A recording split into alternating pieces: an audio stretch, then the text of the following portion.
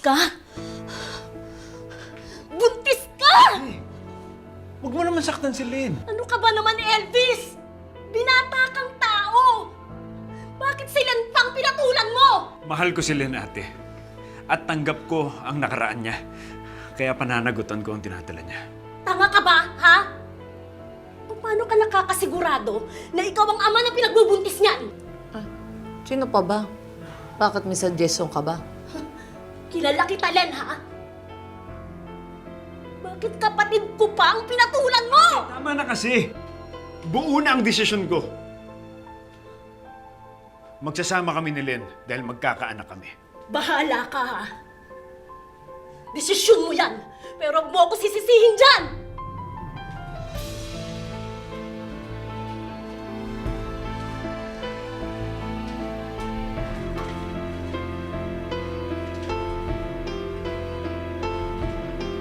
Siya na ang tumayong ama ng mga anak ni Lynn. Hanggang sa isilang niya ang kanilang anak, pinangalanan nila itong si Herlene.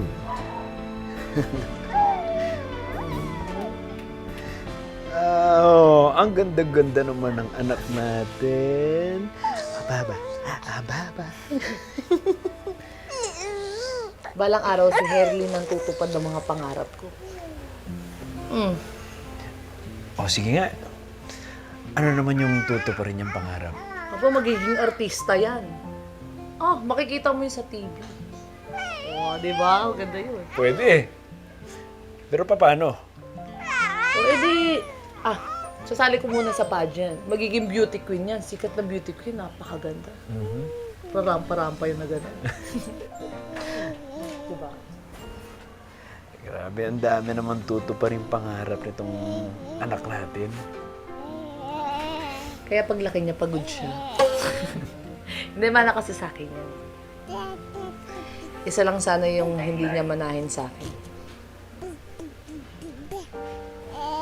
Yung mga maling desisyon ko sa buhay.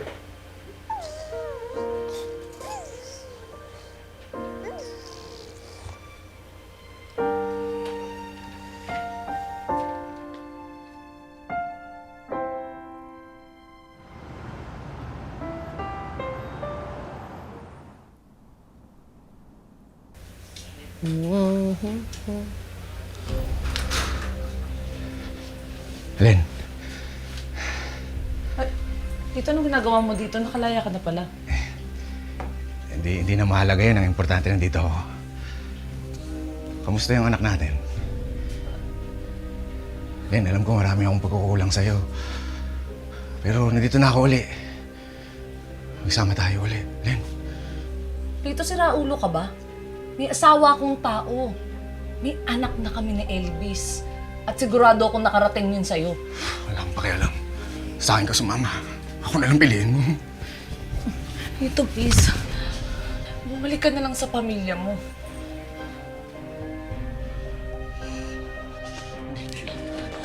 Tito, please. Mahal kita. Tito, please, please. Tito, Tito, please. Please, Tito, Tito. Umalis ka na. Puto. Tito. Lynn! Lynn! Ano nangyayari? Ano nangyayari? Talagang dito ba sa tapat ang anak natin? Mga walang iya kayo? Ha? Hindi, Elvis. Ang kulit na kasi ni Lito eh. Ayaw ko na siya kausap pero ang kulit-kulit niya eh. Talagang nagpapalusot ka pa eh, Hindi ako oh? napapalusot. Hindi nagpapalusot ka. Ang sabihin mo, pinapunta mo yan dito! Hindi! Hindi! Diyan ka na naman sa pagsaselos mo eh. Wala ka nang ibang nakikita kundi mga kasalanan ko. Eh, sino may kasalanan, ha? Ako? Ako may kasalanan? Ikaw naman talaga, di ba? Ikaw yung nakikipagyakapan sa adik na yan. Gustong tayin ko yung bunganga mo! Ano ba? Tumigil na kayo. Kaya may sa akin may buto yung galit mo! Ano? Elvis! Lito, umalis ka na kasi! Lito! Ay! Ano ba? Anong tumigil? Tumigil na kayo! Tama na sabi! Umalis ka na, Lito! Kakagaling mo na sa kulungan, gusto mo na naman bumalik.